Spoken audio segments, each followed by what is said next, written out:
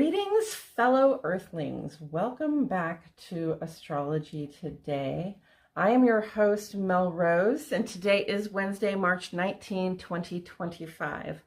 Thank you so much for being here. Thank you for checking in on your regular current astrology. Today is the day to be checking in on your regular current astrology because tomorrow morning the sun moves on into Aries. So it's Spring Equinox. Happy Spring Equinox to everyone in the Northern Hemisphere. And if you're in the Southern Hemisphere, happy Fall Equinox to y'all. For me, I'd rather be looking down the path into spring and summer, longer, sunnier days. So I'm so glad we're here. Daffodils are blooming in my front yard. So exciting. Today is the sun's last full day in Pisces, and she is conjoined to Neptune at 29 degrees Pisces. A powerful placement for really any planet, both of these planets, but especially Neptune being in their sign of modern rulership.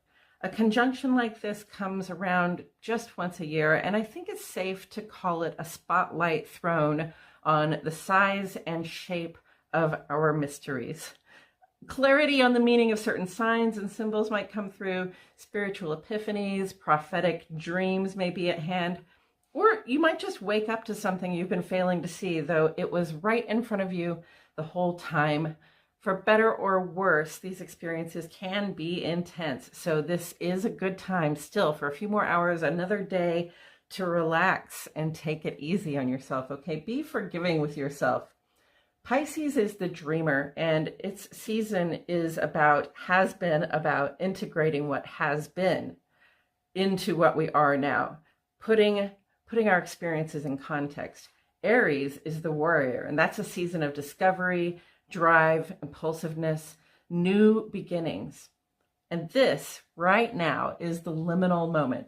The last drop of sun in Pisces dream time is draining from our cup as we ease into Aries early tomorrow morning. The sun meets the very first degree of 360 degrees on the zodiac wheel. The sun is your guiding light, and we are all entering a new season, a new year. The moon starts out in Scorpio today, and then it moves ahead into Sagittarius this afternoon. It's another water to fire shift. The moon being more about our private lives. This often feels to me like coming out from under my rock to play and frolic and explore in the sunshine.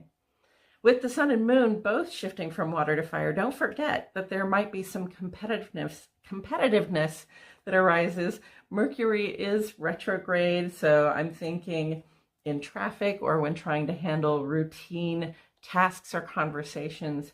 Venus is retrograde as well, so competitiveness can come up in partnerships of all kinds. Avoid competitive spending, okay? Like someone else is spending $50, so you have to spend $55. Think of water and fire together. There's a tension of opposites, a question of which one's going to come out on top, right? Will the fire be doused or will the water dry out? What accommodations can be made for these two things to coexist? Think in literal terms and then see how they can be applied to your personal perspective.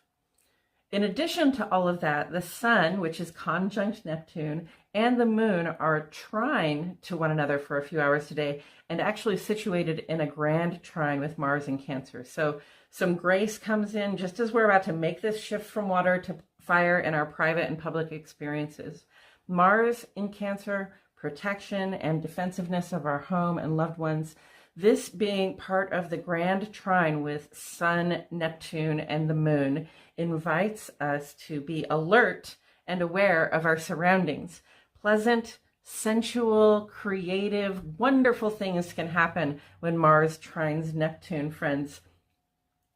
And it should be easy to be true to yourself.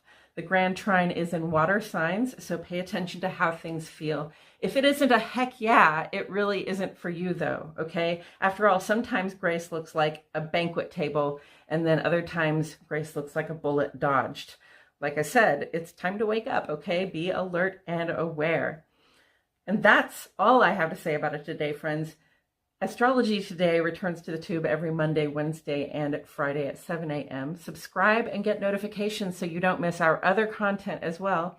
And Jennifer and I will be here live on Sunday at 10 a.m. Central Standard Time to discuss next week's astrology and everything else, including a live tarot card reading.